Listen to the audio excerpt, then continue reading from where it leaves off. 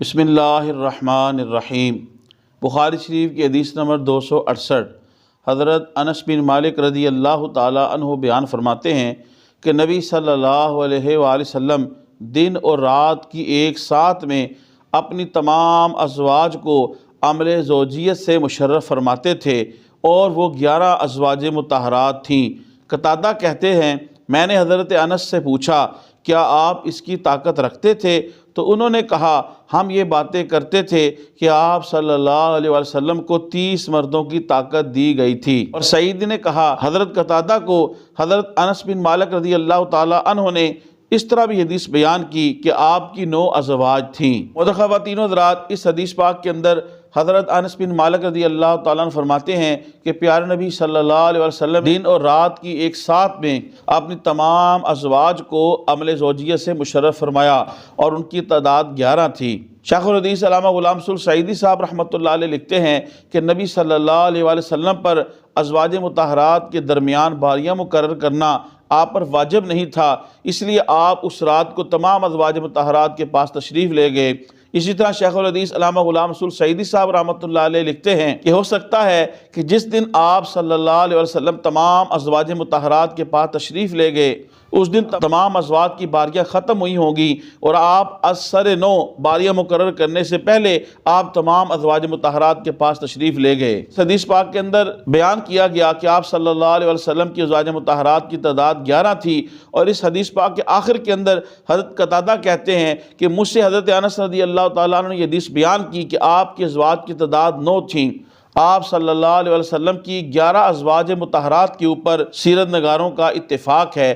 9 ازواج مطہرات کا بھی قول ملتا ہے۔ امام ابن حبان نے دونوں اقوال کے درمیان یوں تطبیق دی کہ ابتدا میں آپ صلی اللہ علیہ وسلم کی ازواج مطہرات 9 تھیں، جو کہ بعد میں 11 ہو گئیں۔ آپ صلی اللہ علیہ وسلم کی کثرت ازواج کے اوپر بعض مشرکین اور معترضین کی طرف سے یہ اعتراض آیا کہ آپ صلی اللہ علیہ وسلم نے زیادہ شادیاں کیوں کیں۔ اس کی بے شمار وجوہات علماء نے بیان کی۔ ان میں سے ایک یہ ہے کہ پیارے نبی صلی اللہ علیہ وسلم نے یہ شادیاں دوسروں کو سہارا دینے کے لیے بیواؤں اور مطلقہ عورت سے شادی اور اسے نکاح کرنے کی تعلیم امت کو دینے کے لیے بھی آپ صلی اللہ علیہ وسلم نے ایسا فرمایا۔ بہت سارے خاندان جو مشرکین تھے اور غیر مسلم تھے، جو آپ صلی اللہ علیہ وسلم نے جب ان کی نو مسلم خواتین سے شادی کی تو ان کے پورے خاندان جو ہے وہ حلقہ بگوش اسلام ہوئے، تو اس سے اسلام کو بھی فائدہ ہوا، اور ان میں سے زیادہ تر جو ہے وہ بیوہ اور مطلقہ تھیں۔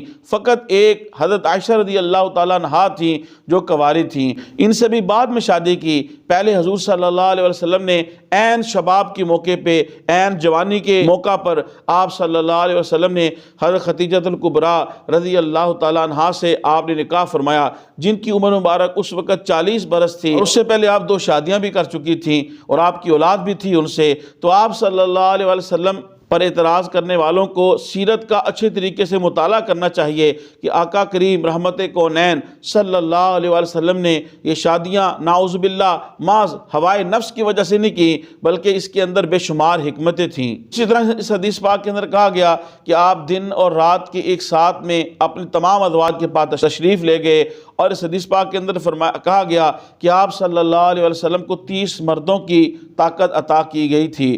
اور دیگر حدیث کا مطالعہ کریں تو 40 کا بھی ذکر ملتا ہے، بلکہ اس سے بھی زیادہ ملتا ہے۔ تو آپ صلی اللہ علیہ وسلم اتنے مردوں کی طاقت رکھنے کے باوجود عین جوانی میں آپ صلی اللہ علیہ وسلم نے 40 سال کی بیوہ عورت سے شادی کرنا اس بات کا بین ثبوت ہے کہ آپ صلی اللہ علیہ وسلم کا نفس مغلوب تھا، اور آپ صلی اللہ علیہ وسلم اپنے نفس کے اوپر غالب تھے۔ خواتین و حضرات، تبلیغ دین کی نیت سے حدیث شریف کے اس درس کو زیادہ سے زیادہ لوگوں تک پہنچانے کے لیے میری اس ویڈیو کو شیئر کریں۔ اللہ پاک آپ کو جزائے خیر دے۔ السلام علیکم ورحمۃ اللہ وبرکاتہ۔